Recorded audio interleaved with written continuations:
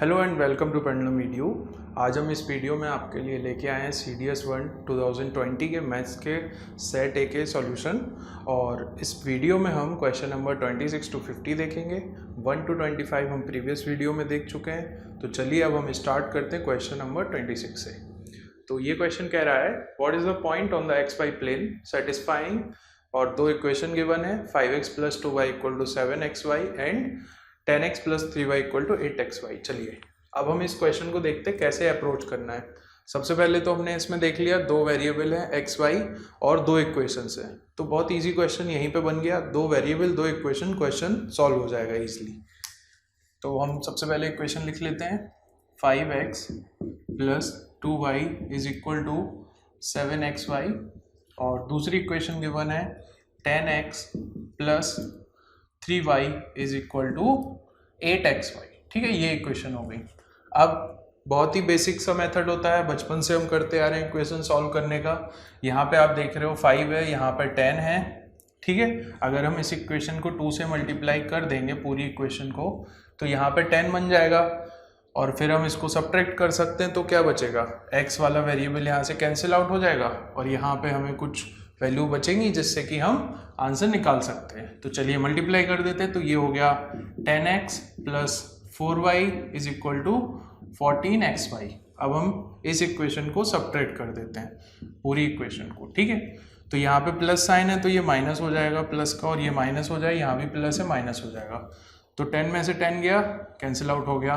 4 में से 3y गया, 4y - 3y, ये y बचेगा। यहाँ पे 14 - 8, ये आपका 6xy बचेगा। अब अगर हम यहाँ से देखें तो y से आप y को उड़ा सकते हैं, तो x की वैल्यू क्या आ जाएगी, 1/6। x की वैल्यू 1/6 आ जाएगी। अगर आप ऑप्शंस को गौर से देखें तो x की वैल्यू +1/6 केवल एक ही ऑप्शन में दी है, वो है ऑप्शन नंबर बी। इसलिए इसका जो करेक्ट आंसर होगा वो हो जाएगा ऑप्शन नंबर बी। और आप चाहें तो y की वैल्यू भी निकाल के देख सकते हैं। सिंपली आप x की वैल्यू किसी भी इक्वेशन में पुट कर दें, y की वैल्यू भी आ जाएगी। ठीक है, तो ये इसको करने का सबसे इजी तरीका है। तो अगला क्वेश्चन कह रहा है कि the price of an article x increases by 20% every year and price of article y increases by 10% every year. In the year 2010 the price of article x was ₹5,000 and price of article Y was ₹2,000. In which year the difference in their prices exceeded ₹5,000 for the first time. चलिए अब इस question को देखते हैं। इसमें दिया हुआ है कि दो आर्टिकल्स हैं हमारे, एक हो गया X और एक हो गया आर्टिकल Y। अब इसमें बोल रहे हैं कि जो आर्टिकल X है उसमें जो प्राइस इंक्रीज होता है वो होता है आपका 20% से हर साल। ठीक है, और आर्टिकल Y में इंक्रीज होता है 10% से हर साल। अब इसमें जो प्राइस दी हुई है वो 2010 की दी है। ठीक है, 2010 में X का प्राइस क्या है, 5,000, और Y का प्राइस क्या है, 2,000। अब ये हमसे पूछ रहे हैं इसका डिफरेंस। ठीक है, इसके डिफरेंस के बारे में क्वेश्चन दिया हुआ है। अब ये इन्होंने हमसे कहा है वो कौन सा ईयर होगा जिसमें इन दोनों के प्राइस का जो डिफरेंस है वो आपका 5,000 से ज़्यादा हो जाए। तो आप सिंपली देख सकते हो यहाँ पे, अगर हम आगे की ईयर्स का कंप्यूट करें 11, 12, 13, 14, इन सभी ईयर्स का अगर हम देखें प्राइस, तो यहाँ पे हम सिंपली एक चीज़ देख सकते हैं। अभी हमारा करंट डिफरेंस क्या है, 3,000। ठीक है, अब यहाँ पे देखें हम, अगर ये 20% से इसका प्राइस बढ़ेगा तो 5,000 का 20% क्या हो जाएगा, बहुत ईजी है, 20% हो जाएगा इसका 1,000। ऐड कर दो, कितना हो गया, 6,000 प्राइस। इसका 10% बढ़ेगा, कितना हो जाएगा, 2,200। डिफरेंस कितना हो जाएगा इसका, यहाँ पे आप देख सकते हो ये 200 से बढ़ा, ये 1,000 से बढ़ा, टोटल डिफरेंस कितने से बढ़ गया होगा, 800 से। तो आप यहाँ पे 3,800 लिख सकते हैं। और अगर हम अगले साल बात करें तो यहाँ पे फिर से 20% का जो है इंक्रीज हो जाएगा, तो कितना हो जाएगा, ये 6,000 का 20%, 600 और 600 कितना, 1,200, तो ये हो जाएगा 7,200। और यहाँ पे 2,200 का आपका 10% क्या हो जाएगा, 220, तो ये कितना हो जाएगा, 2,420। अब इसका अगर आप डिफरेंस लेते हो, पूरा आपको कैलकुलेट करने की ज़रूरत भी नहीं है, आप सिंपली देख सकते हो ये 7,200 है और ये आपका 2,420 है। यहाँ पे ये डिफरेंस जो है लेस देन 5,000 है। क्योंकि 7200 से आप 5000 माइनस करोगे तो 2200 होता है, तो पूरा आपको कैलकुलेट भी नहीं करना है, ठीक है। ऐसे आप शॉर्टकट देख सकते हो एग्जाम में। इसके बाद अगला अगर हम देखें, यहाँ पे आपका डिफरेंस 5000 से थोड़ा सा ही कम है। कितना कम होगा? ये आपका 220 कम होगा। अब अगर हम अगले साल जाएंगे तो अगले साल ऑब्वियस है इसका जो है कितना बढ़ जाएगा, 720 और 720 यानी कि 1440 इसका जो है प्राइस बढ़ जाएगा। और इसका कितना बढ़ेगा? इसका 242 बढ़ेगा। यानी कि ये जो डिफरेंस है इन दोनों का जो 2013 में होगा वो कितना होगा? वो 5000 से ऑब्वियसली ज़्यादा हो जाएगा, क्योंकि यहाँ पे 5000 से कितना कम था? यहाँ पे 5000 से जो डिफरेंस था वो ओनली 222 कम था, ठीक है। और यहाँ पे जो डिफरेंस इनका इंक्रीज हो रहा है वो डिफरेंस काफ़ी ज़्यादा इंक्रीज हो रहा है। देखो 1440 और 242, तो जो डिफरेंस बढ़ेगा वो 1000 से भी ज़्यादा का बढ़ जाएगा, ठीक है। तो यहाँ पे ओवरऑल जो इनका डिफरेंस आएगा प्राइस में वो आपका 5000 से भी ज़्यादा हो जाएगा। समझ आया ये? क्योंकि इसमें जस्ट मैं कैलकुलेशन कैसे इजीली आपको एग्जाम में अप्रोच करना है वो बता रहा हूँ। बाकी आप चाहो तो एक एक कैलकुलेट करने भी बैठ सकते हो, बट उसमें आपका अननेसेसरी टाइम जाएगा, ठीक है। तो इसका करेक्ट आंसर हो जाएगा आपका option number B, that is 2013। Okay, चलिए अब हम नेक्स्ट क्वेश्चन की तरफ बढ़ते हैं। चलिए तो अगला क्वेश्चन देखते हैं। अगला क्वेश्चन कह रहा है कि the ratio of speeds of x and y is 5:6 if y allows x a start of 70 meter in a 1.2 kilometer race, then who will win the race and by what distance? Options दिए, x wins the race by 30 meter, y wins the race by 90 meter and y wins the race by 130 meters, और option D है the race finishes in a dead heat। Dead heat का मतलब अगर किसी को नहीं पता तो मैं बता देता हूँ। डेड हीट का मतलब है कि जो x और y हैं वो दोनों सेम टाइम पे फिनिशिंग लाइन पे पहुँचे, ठीक है। अब हम इस क्वेश्चन को सॉल्व करते हैं। तो इसमें सबसे पहले x और y की जो स्पीड है, मान लेते हैं हम x की स्पीड है sx, y की स्पीड है sy, तो इनका रेशियो हमें गिवन है 5:6। इसका मतलब क्या होता है? sx ओवर sy, ये आपका 5/6 हो गया।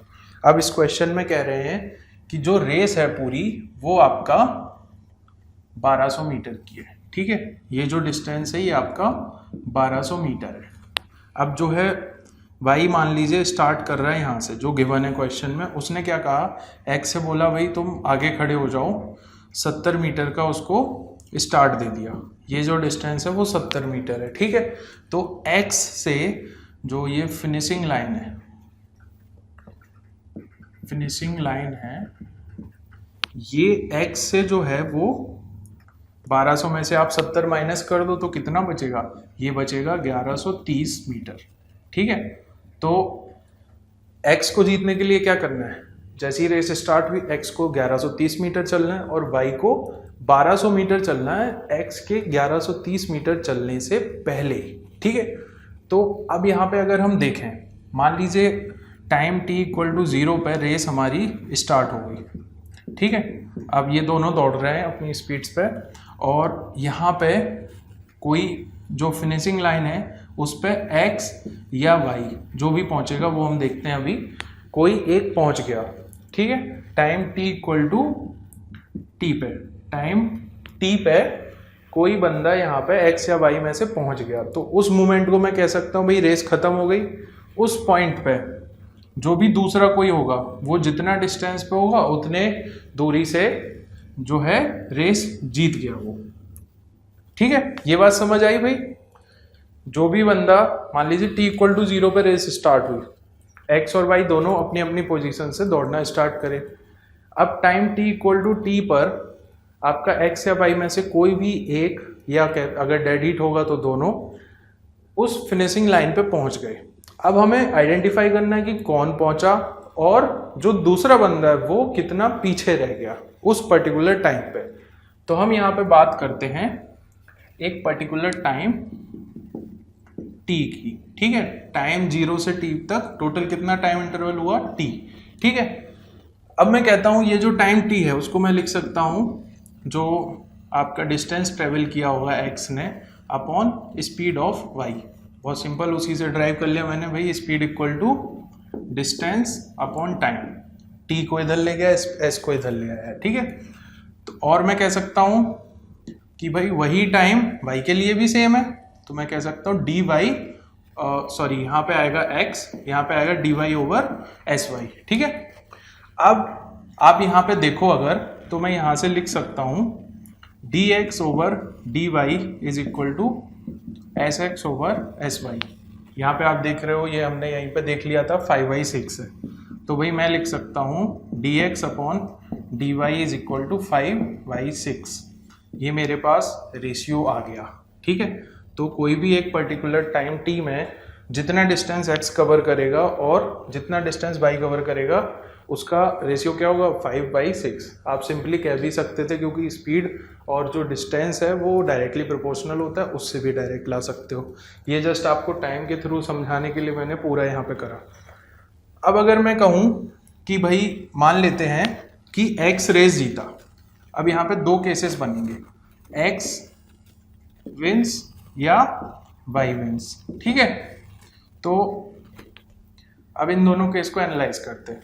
अगर x जीता, इसका मतलब है कि x ने 1130 मीटर कवर कर लिया, राइट। तो जो dx होगा वो कितना होगा 1130, इसको हम यहाँ रख देते हैं upon dy is equal to 5/6।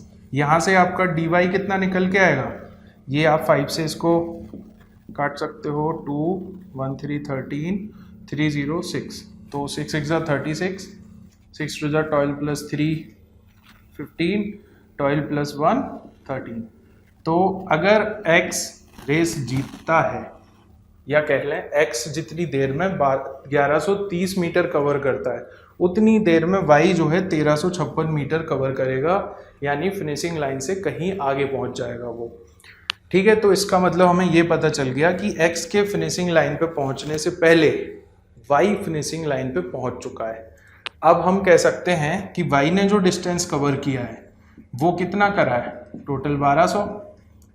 ठीक है, तो यहाँ पे आप इसको सॉल्व करोगे तो ये 200 हो जाएगा, और इससे मल्टीप्लाई करोगे तो dx क्या आ जाएगा 1000 मीटर्स। ठीक है, यानी कि जितनी देर में y यहाँ से पूरा फिनिशिंग लाइन तक पहुंचा, 1200 मीटर कवर करा, उतनी देर में x इस पॉइंट से, स्टार्टिंग पॉइंट से 1000 मीटर और चल लिया। इसका मतलब है कि ये 70 और यहाँ पे 1000 और ऐड कर दो आप इसमें, इतना जो है x चल चुका है, और उसी मोमेंट पे y जो है वो फिनिशिंग लाइन पे पहुंच चुका है। तो x और y में कितना डिस्टेंस होगा, आप ये देखो, x ने कितना चला 1070, टोटल कितना था 1200, इसको सिंपली सब्ट्रैक्ट कर दो, कितना आ जाएगा 130 मीटर पीछे रह गया x y से, यानी कि y जो है रेस जीत गया 130 मीटर से। इसका करेक्ट आंसर होगा option number C. I hope आपको ये समझ में आया होगा। चलिए अब हम मूव करते हैं अगले क्वेश्चन की तरफ। तो अगला क्वेश्चन क्या कह रहा है कि a train takes 2 hours less for a journey of 300 kilometre if its speed is increased by 5 kilometre per hour from its usual speed, what is its usual speed. ठीक है, अब इस क्वेश्चन में कह रहे हैं कि एक कोई ट्रेन है, उसकी मान लेते हैं हम यूजुअल स्पीड है s, और उसमें जो जर्नी का डिस्टेंस है वो कितना है, वो हमें गिवन है 300 किलोमीटर। ठीक है, और यूजुअली जो उसको टाइम लगता है वो मान लेते हैं हम t है। ठीक है, ये हो गई आपकी यूजुअल स्पीड, ये हो गया यूजुअल टाइम, और डिस्टेंस तो दोनों केस में बराबर ही होगा। ठीक है, अब ये कह रहे हैं कि अगर उस ट्रेन की जो स्पीड है वो आपने 5 किलोमीटर पर आवर से बढ़ा दिया, तो किलोमीटर पर आवर में बात चल रही है, वही हम यहाँ पर लिख देते हैं। ठीक है, ये आपकी स्पीड बढ़ा दी हमने, बढ़ा के इतनी हो गई, तो उस केस में जो टाइम लगेगा वो 2 घंटे कम लगेंगे, यानी कि 300 अपॉन t-2। यही कहा गया है, सिंपल मैंने इसको speed equal to distance upon time में यहाँ पे रिप्रेजेंट कर दिया। तो मैं यहाँ से अगर इसको इधर ले जाता हूँ, मल्टीप्लाई कर देता हूँ, तो क्या हो जाएगा s + 5 × t-2 equal to 300 st - 2s, और आपका यहाँ पे क्या हो जाएगा +5t - 10 इज इक्वल टू 300। अब आप एक चीज़ देखो, ये यूजुअल स्पीड है, ये यूजुअल टाइम है, यानी कि यूजुअली क्या होता है उसमें speed is equal to distance upon time, यानी कि आप यूजुअली कह सकते हो जो यूजुअल स्पीड और यूजुअल टाइम से हमने इक्वेट करा एस टी की वैल्यू 300, तो इसकी वैल्यू 300 हो गई, यहाँ से ये कट गया। ठीक है, अब हमारे पास इक्वेशन क्या बच रही है, इक्वेशन हमारे पास बच रही है ये -2s plus 5t minus 10 is equal to 0। ठीक है भाई, अब यहाँ से अगर हम देखें हमें निकालना क्या है, सबसे पहले देख लो what is its usual speed, तो हम यहाँ पे टाइम को स्पीड के टर्म्स में लिख के देखते हैं, तो t is equal to 300 over s, तो हम यहाँ पे इस t की जगह 300 ओवर s सब्स्टिट्यूट कर देते, तो हमारी इक्वेशन क्या बचेगी, -2s plus 5 into 300 by s is equal to 10 को उधर ले जाते तो क्या हो जाएगा, ये सिंपली +10 हो जाएगा। ठीक है, तो अगर हम इसको इक्वेट करें -2s square plus 1500 is equal to 10s, s को उधर ले गया और इससे इसको मल्टीप्लाई कर दिया। अगर हम इस पूरे पार्ट को उधर ले जाते हैं, या आप कह दो साइन चेंज कर रहे हैं हम सभी का, तो हो जाएगा 2s square plus 10s minus 1500 is equal to 0। ठीक है, 2 से पूरी इक्वेशन को डिवाइड कर देते हैं, ये कॉमन ले लिया और वो उधर चला जाएगा तो 0 बचेगा, s square plus 5s minus 750 is equal to 0। Quadratic equation बन गई भाई। ठीक है, क्वाड्रेटिक इक्वेशन बन चुकी है, अब हमें देखना है इसके रूट्स निकालने हैं। बहुत इजी है, ये 750 है तो इसका सबसे पहला जो दिमाग में आता है मल्टीप्लिकेशन क्या होता है, 25 इंटू 3 करोगे तो 75 होता है, 30 कर दोगे तो कितना हो जाएगा 750। ठीक है, तो यहाँ पे आप देखो 30 और 25 का कितना डिफरेंस होता है 5, और वही यहाँ का कोफिशिएंट है s का, तो हम इसको लिख सकते हैं s square plus 30s minus 25s minus 750 is equal to 0। आप यहाँ पे कॉमन ले लो s, सिंपल ये क्वाड्रेटिक इक्वेशन सॉल्व करना है, ये आना चाहिए आप सभी को। तो यहाँ पे आप कह सकते हो इससे जो वैल्यूज आएंगी वो आपकी आ जाएंगी, सॉल्व होके दो वैल्यूज आ जाएंगी, एक आ जाएगी 25, एक आ जाएगी -30। तो भाई स्पीड है, स्पीड आपका पॉजिटिव में ही लेंगे, और वैसे भी ऑप्शन से भी देख सकते हो आप 25 ही गिवन है, 30 तो कहीं गिवन भी नहीं है, तो इसका करेक्ट आंसर हो जाएगा option number D, that is 25 kilometre per our. चलिए अब हम मूव करते हैं अगले क्वेश्चन की तरफ। तो अगला क्वेश्चन कह रहा है कि if 6 men and 8 women can do a piece of work in 10 days and 13 men and 24 women can do the same work in 4 days, then what is the ratio of daily work done by a man to that of a woman. ठीक है, बहुत easy question है time and work का। तो यहाँ पे कह रहे हैं 6 मैन प्लस 8 वुमन, ये जो काम कर रहे हैं 10 दिन में, वो किसके बराबर है, वो बराबर है आपका 13 मैन प्लस 24 वुमन, उनका काम कितने दिन में, 4 दिनों में, इसके बराबर है। यहाँ पे जस्ट आप एक चीज़ देखो, ये जो m है और ये जो w है, ये क्या है, ये 1 डे वर्क है। ठीक है, ये मैन के लिए m यूज़ किया है और ये वुमन के लिए। ठीक है, तो ये आपका 1 डे वर्क है। अब हम इन दोनों चीज़ों को सिंपली इक्वेट कर दो, m और w का जो रेशियो आएगा वो आपका आंसर हो जाएगा। बहुत ही इजी क्वेश्चन था ये। चलिए इसको सॉल्व कर लेते हैं। ये क्या हो गया, 60m plus 80w is equal to 52m plus 96w। अब यहाँ पे ये 52 इधर आ जाएगा, 8m is equal to 16w, m is equal to 2w, या आप कह सकते हो m over w equal to यह आ जाएगा 2/1, यानी कि जो रेशियो क्या पूछा गया, man to that of woman, तो यानी कि m over w that will be 2:1। Option number A will be the correct answer. Very easy question. चलिए अब हम मूव करते हैं नेक्स्ट क्वेश्चन की तरफ। तो नेक्स्ट क्वेश्चन कह रहा है कि students of a class are made to sit in rows of equal number of chairs. If number of students is increased by 2 in each row, then the number of rows decreases by 3. if the number of students is increased by 4 in each row, then the number of rows decreases by 5. What is the number of students in the class? तो यहाँ पे कह रहे हैं कि को students हैं एक क्लास के, ठीक है, उनको रोज में बिठाया जा रहा है और हर रो में इक्वल नंबर ऑफ चेयर्स है। तो सबसे पहले मान लेते हैं कि जो नंबर ऑफ स्टूडेंट्स हैं वो एक रो में मान लेते हैं हम ऐसे, ठीक है, ये हो गया number of students in each row. Initial जो सेटअप था उसकी हम बात कर रहे हैं, ठीक है, इनिशियली। और जो ये रोज हैं ये कितनी है, मैं कहता हूँ n, ठीक है, नंबर ऑफ रोज। तो हमारे पास जो टोटल नंबर ऑफ स्टूडेंट्स कितने हैं इस क्लास में, वो कितने हो जाएंगे, s टाइम्स n।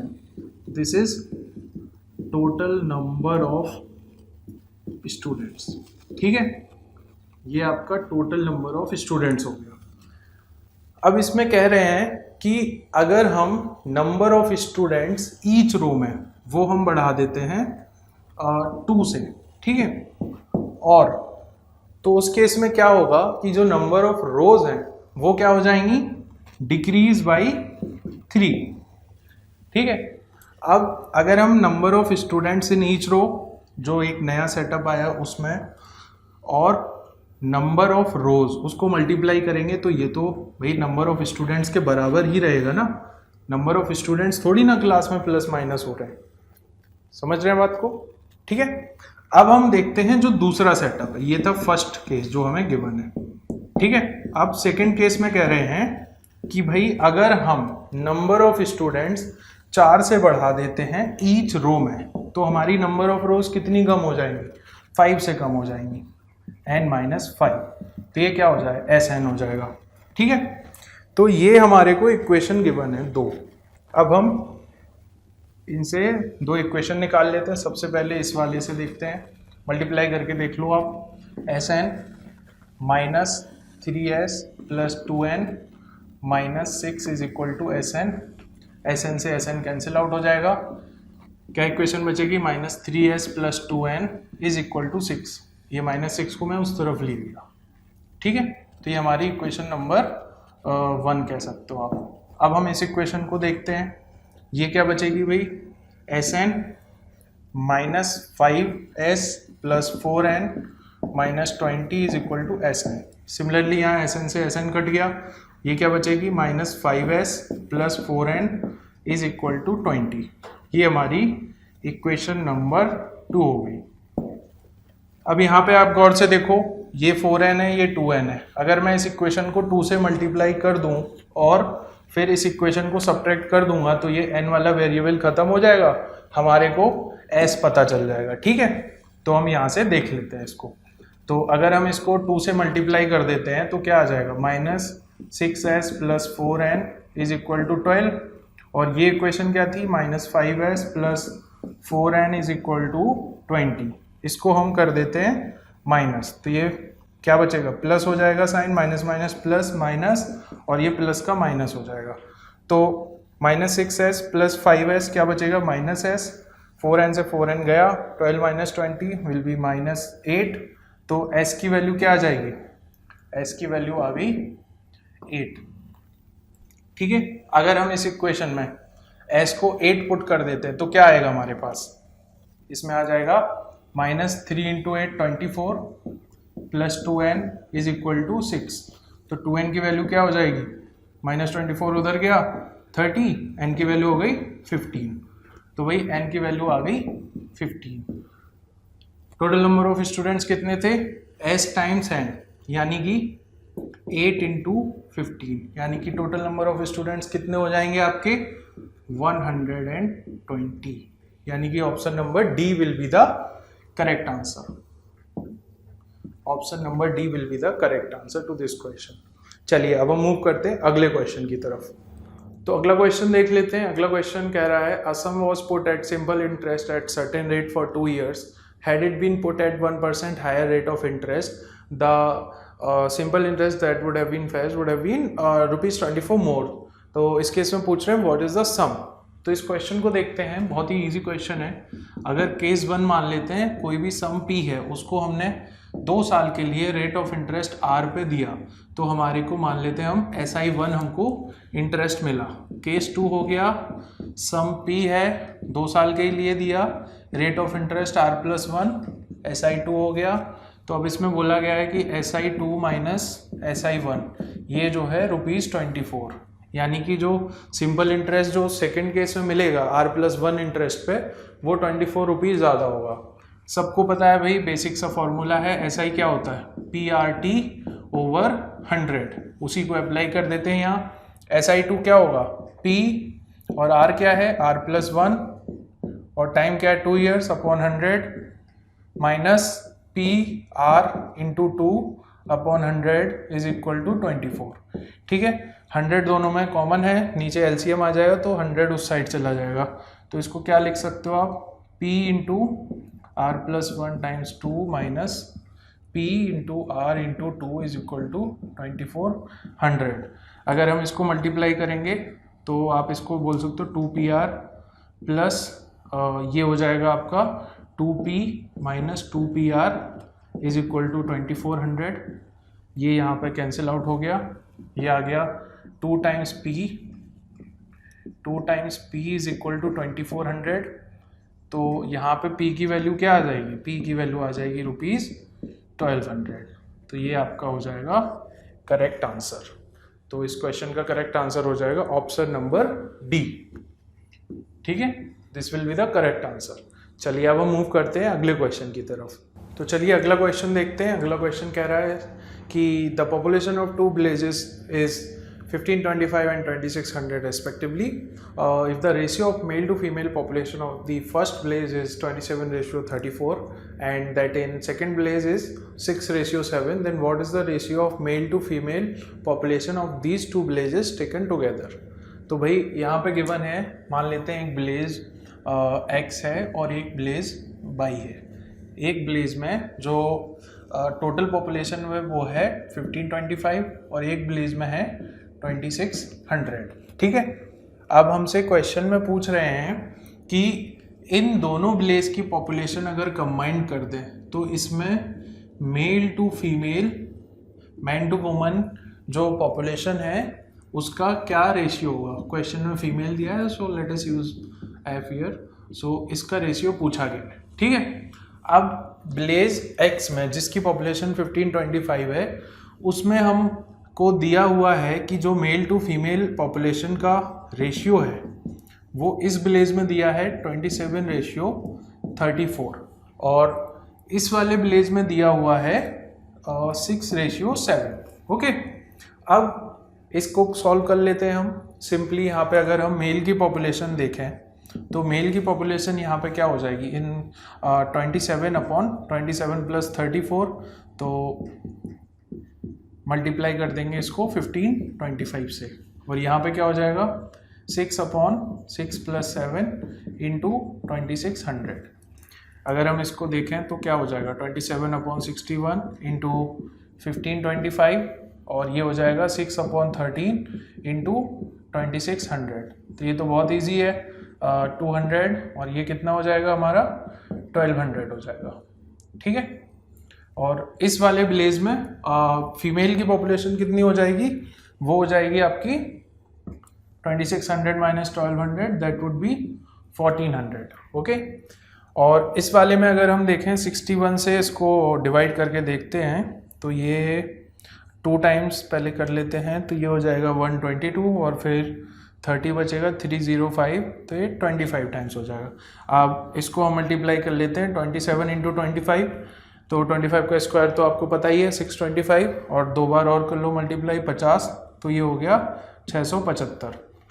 अब इस विलेज में जहाँ पे 1525 है पॉपुलेशन, उसमें मेल की पॉपुलेशन हमें मिल गई 675। ठीक है, अब इस विलेज में फीमेल की पॉपुलेशन कितनी होगी, ये होगी 1525 माइनस 675, तो ये आ जाएगा आपका 850। ओके, ये हो जाएगा आपका 850, और यहाँ पे आपका हमें मिल ही चुका है 1400, तो मेल टू फीमेल का जो पॉपुलेशन का रेशियो हो जाएगा वो हो जाएगा 675 प्लस 1200 अपॉन 850 प्लस 1400। तो ये आप करोगे कैलकुलेट, कितना आ जाएगा 1875 अपॉन ये आ जाएगा आपका 2250। ठीक है, अब इसको हम सिंप्लीफाई कर लेते हैं। इसको हम सिंप्लीफाई करेंगे तो भाई 5 से करके देख लेते हैं पहले। ये क्या आ जाएगा 7 टाइम्स आएगा और 5 और ये हो जाएगा आपका 450। इसके बाद हम करके देख लेते हैं इसको, फिर से 5 से करके देख लेते हैं। तो ये हो जाएगा आपका 75 और ये हो जाएगा आपका 90, 75 अपॉन 90। इसके बाद सिंपली 15 से करके देख लेते हैं 5 और ये हो जाएगा आपका 6। तो रेशियो आ जाएगा आपका जो हमसे पूछा गया था वो हो जाएगा 5:6, या आप सिंपली देख सकते हैं ऑप्शन नंबर डी में जो कि गिवन है 5/6। तो ऑप्शन नंबर डी यहाँ पे करेक्ट आंसर हो जाएगा। ठीक है, अब हम चलते हैं अगले क्वेश्चन पे। उससे पहले अगर आपको कोई डाउट हो इस क्वेश्चन में या इससे पहले वाले क्वेश्चन में या आने वाले क्वेश्चनों में कहीं डाउट रह जाए तो कमेंट करके जरूर बताइएगा, आपके सारे डाउट्स को क्लियर किया जाएगा। ठीक है, लेट्स मूव फॉरवर्ड। तो चलिए देखते हैं अगला question. In a classroom the ratio of number of girls to that of boys is 3:4। The average height of students in the class is 4.6 feet. The average height of the boys is 4.8 feet. Then what is the average height of the girls in the class? तो चलिए इस question को देखते हैं कैसे करना है। सबसे पहले यहाँ पे दिया हुआ है कि जो नंबर ऑफ गर्ल्स हैं मान लेते हैं हम वो G है और नंबर ऑफ बॉयज़ गिवन है हमें वो मान लेते हैं हम B है। गिवन नहीं है, इनका रेशियो गिवन है, तो इनका रेशियो हो जाएगा G/B हमें गिवन है 3:4। और दूसरी चीज़ जो मान लेते हैं हम कि गर्ल्स की जो एवरेज हाइट है वो मान लेते हैं हम HG है। ये गर्ल्स के बारे में यहाँ लिख लेते हैं और ये बॉयज़ के। ठीक है, और बॉयज़ की जो एवरेज हाइट है HB वो गिवन है 4.8 फीट। ठीक है, अब हमें गिवन है कि ये पूरी क्लास की जो हाइट है, पूरी क्लास की जो एवरेज हाइट है वो है 4.6 फीट। अगर हम वेटेड एवरेज के कॉन्सेप्ट को देखें तो उस हिसाब से हम कह सकते हैं कि जो एवरेज हाइट ऑफ क्लास होगी वो क्या होगी, वो होगी average height of girls into number of girls plus average height of boys into number of boys divided by number of girls plus number of boys. ये वेटेड एवरेज का बहुत ही simple सा कॉन्सेप्ट होता है। ठीक है, ये याद रखिएगा, ये कई जगह अप्लाई हो सकता है आपके एग्जाम्स में। अब हमें ये गिवन है, ये गिवन है हमें 4.6 is equal to HG into G plus 4.8 into B upon G plus B। इसको हम इधर ले जाते हैं। ठीक है, तो ये क्या हो जाएगा 4.8 times G plus 4.8 times B is equal to HG times G plus 4.8 times B। यहाँ पे ये 4.6 है, गलती से मैंने लिख दिया है। अब हम देखें अगर हम HG को इस तरफ लेके आते हैं तो क्या हो जाएगा भाई, ये हो जाएगा हमारे पास 4.6 minus HG times G is equal to 4.8B minus 4.6B। ये क्या हो जाएगा 0.2 टाइम्स ऑफ B। अब हम क्या करते हैं, यहाँ पे इस G को यहाँ ले जाते हैं, तो ये क्या हो जाएगा 4.6 minus HG is equal to 0.2 times B over G। यहाँ पे हमें पता है G/B क्या है 3:4। तो यहाँ से हम लिख सकते हैं कि G अपॉन B क्या है 3/4। तो हम यहीं से देख के बता सकते हैं कि B/G क्या हो जाएगा, ये हो जाएगा 4/3। तो भाई 4.6 minus HG is equal to 0.2 into 4/3। अगर HG को हम उधर ले जाते हैं तो क्या हो जाएगा, तो हम ये भी लिख सकते हैं भाई इस इक्वेशन को HG is equals to 4.6 minus 0.2 को 4 से मल्टीप्लाई करेंगे, ये क्या हो जाएगा 0.8 अपॉन 3। तो ये क्या हो जाएगा 4.6 माइनस 0.266। ठीक है, अब ये हो गई हमारी Hg की वैल्यू। अब हम एक नज़र मारते हैं अपने ऑप्शंस पे। ऑप्शंस में दिया हुआ है less than 4.2 feet, more than 4.2, less than 4.3, more than 4.3 but less than 4.4, more than 4.4 but less then 4.5। ठीक है, अगर हम इसको देखें 4.6 से अगर हम 0.2 घटाते, अगर हम 4.6 से 0.2 घटाते तो कितना बचता 4.4, और 0.3 घटाते तो कितना बचता 4.3। ये वैल्यू इन दोनों के बीच में है, तो जो आंसर होगा वो भी इन दोनों के बीच में होगा। आई बात समझ में? पूरा क्यों मैं कैलकुलेट करूं? तो भाई इसका हो जाएगा answer more than 4.3 but less than 4.4 feet. तो इस क्वेश्चन का करेक्ट आंसर हो जाएगा option number C. Okay, I hope आपको ये समझ आया होगा। वेटेड एवरेज का बहुत ही इजी सा क्वेश्चन था। चलिए अब हम आगे बढ़ते हैं अगले क्वेश्चन की तरफ। अगला क्वेश्चन कह रहा है what is the median of the data 3, 5, 9, 4, 6, 3, 5, 9, 4, 6, 11 and 18।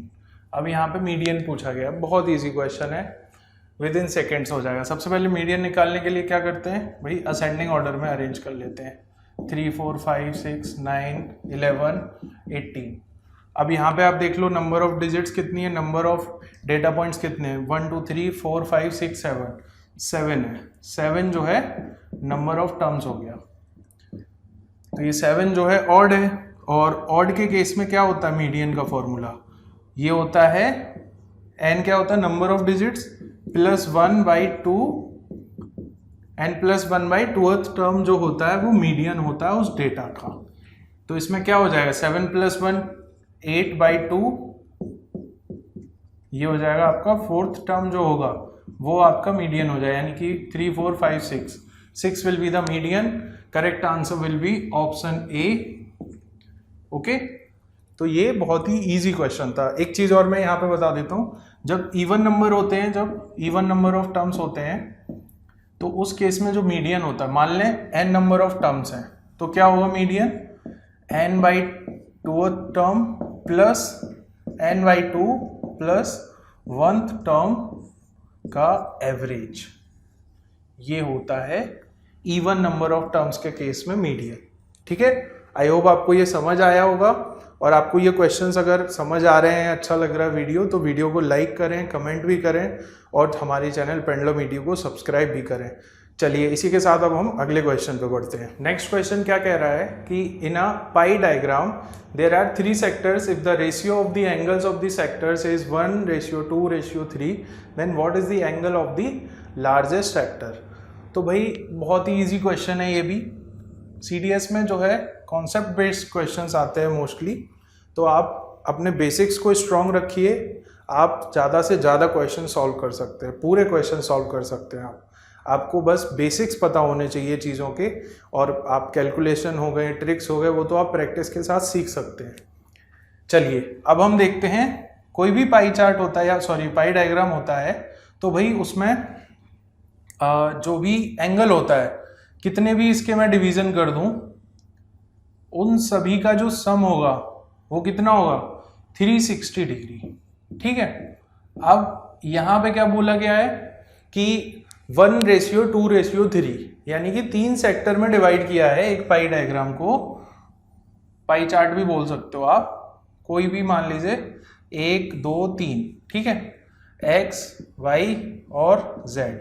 अब ये x, y, z का सम क्या होगा भाई, ये तो हमें पता है 360 डिग्री होगा। कितने भी डिवीजन कर दो आप पाई डायग्राम के, पाई चार्ट के, उसका टोटल एंगल का सम 360 होगा। अब यहाँ पे रेशियो दिया है x/y/z इज इक्वल टू 1:2:3। तो मैं यहाँ से एक चीज कह सकता हूँ, मान लीजिए मैं कहता हूँ x हो गया आपका 1a, y हो गया 2a और z हो गया आपका 3a। मैंने रेशियो का सिंपल सा ये कॉन्सेप्ट मैं ऐसे लिख सकता हूँ इसको। ठीक है, अब मैं यहाँ पे लिख देता हूँ 1a + 2a + 3a is equal to 360 degree. इसको सम कर लो, 1, 2, 3 और 3, 3, 6, 6a इक्वल टू 360 डिग्री, यहाँ से ए की वैल्यू मैंने लिख दी 60 डिग्री, 360/6। अब ये आ गया। अब यहाँ पे सबसे बड़ा एंगल कौन सा है, Z इक्वल टू 3A, तो 3 × 60 कितना हो जाएगा 180 डिग्री। तो सबसे बड़ा जो एंगल है, सबसे बड़ा जो सेक्टर है उसकी वैल्यू क्या होगी 180 डिग्री। तो क्या हो जाएगा इसका correct answer, option number B will be the correct answer.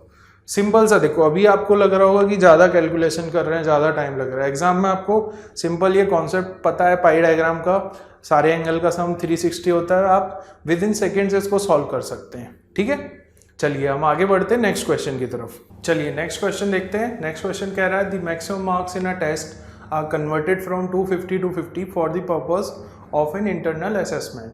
The highest marks scored were 170 and lowest marks were 70. What is the difference between the maximum and minimum marks scored in the internal assessment? ठीक है, अब यहाँ पे simply कुछ नहीं है, ये बोला गया है कि 250 को हमने मान लिया 50, एक्चुअल में इतना था लेकिन हमने इस वैल्यू को 50 मान लिया, यानी कि जो 0 to 250 मार्क्स होते हैं उसको हमने रेंज दे दिया कन्वर्ट करके 0 to 50। ठीक है, अब इसमें कह रहे हैं कि जो मैक्सिमम मार्क्स थे वो कितने थे 170, ठीक है, और मिनिमम कितने थे वो थे 70। अब इसमें पूछ रहे हैं कि मैक्सिमम और मिनिमम का जो डिफरेंस है वो जो कन्वर्जन के बाद हमारी स्केल है उसमें कितने होंगे। ठीक है, अब आप यहाँ देखो इनका डिफरेंस कितना है एक्चुअल वाले में 100 का। अब आपको यहाँ पता है 250 की किसके 250 जो है किसके इक्विवेलेंट है 50 के, तो इसमें 100 किसके इक्विवेलेंट होगा, 100 होगा आपका 50/250 इंटू 100 यानी कि 5 और ये हो जाएगा 20। इसका मतलब इसका सही आंसर होगा ऑप्शन नंबर सी यानी कि 20। बहुत इजी क्वेश्चन। चलिए अब हम मूव करते हैं नेक्स्ट क्वेश्चन की तरफ। तो चलिए अगला क्वेश्चन देखते हैं हम। अगला क्वेश्चन क्या कह रहा है, ये क्वेश्चन DI का है और 3 क्वेश्चन का सेट है। इस क्वेश्चन को पढ़ते हैं। The following data presents count of release convicts who have served prison terms X, those who have received some educational or technical training Y, and those who were offered company placement that is Z। और ये सारा data 6 gels के लिए दिया है A, B, C, D, E and F और that was for year 2010। अब इसमें क्या है, इस DI में हमें 6 जेल्स के लिए 3 डेटा दिए हैं। सबसे पहले X जो कि क्या है, वो नंबर ऑफ प्रिजनर्स है या कॉन्विक्ट्स है जो कि सर्व कर चुके हैं अपना प्रिजन टर्म, और Y है वो नंबर ऑफ प्रिजनर्स जो कि कुछ एजुकेशनल ट्रेनिंग रिसीव कर चुके हैं ड्यूरिंग देयर प्रिजन टर्म, और Z है number of the convicts who were offered company placement. तो भाई इसमें पहला क्वेश्चन देखते हैं। पहला क्वेश्चन है jails with highest and smallest percentage of trained convicts are respectively. Option A है F and D, फिर है D and F, फिर C and A और D and A। अब इस क्वेश्चन में मैं आपको कैलकुलेशन ऐसे बताऊंगा कि आपको एग्जाम में बहुत इजी हो जाएगा, अदरवाइज आपको ये इतने फ्रैक्शंस ऐसे मिलेंगे, इजी वैल्यूज तो दी नहीं है, बहुत ज़्यादा टाइम टेकिंग हो जाता अगर आप एक एक वैल्यू को कैलकुलेट करते। तो अगर हम इस क्वेश्चन में ऑब्जर्व करें ध्यान से तो हमें 4 ही जेल्स के बारे में ऑप्शंस दिए हुए हैं। वो कौन से हैं, A, C, D और F। अब इसमें जो है पूछा क्या गया है, परसेंटेज ऑफ ट्रेन्ड कॉन्विक्ट्स। अब हम उसका परसेंटेज लिख लेते हैं चारों जेल के लिए, A, C और D और F, इन 4 के लिए। अब A के लिए कितना होगा 45/86 और C के लिए है 940/2019 और D के लिए कितना है 869/1166 और F के लिए कितना है 464/1198। ठीक है, अब अगर हम गौर से देखें हाईएस्ट वाले की बात करें तो हाईएस्ट वाले के लिए ऑप्शन में कौन कौन से F, D, C, D respectively लिखा है। तो पहला टर्म है वो हाईएस्ट के लिए होगा, सेकंड वाला स्मॉलेस्ट के लिए। अब हम बात करते हैं यहाँ पे केवल इनकी, A को हम अभी हटा देते हैं। ठीक है, हम इन 3 की बात करेंगे, F, D और C की। अगर हम इस वैल्यू को देखें परसेंटेज के लिए क्या होता है इंटू 100 होगा, वो तो कॉमन फैक्टर होगा, तो हम केवल फ्रैक्शन को कंपेयर कर लेते हैं। अगर हम सी को देखें तो ये जो है लेस देन 0.5 होगा। क्यों? क्योंकि 2019 का जो हाफ होगा वो 1000 से तो ज़्यादा ही होगा, बट ये 940 1000 से बहुत कम है, 60 कम है, तो ये 0.5 से कम होगा। ठीक है, अगर हम इसकी बात करें डी की, तो डी जो है वो 0.5 से ज़्यादा होगा। क्यों?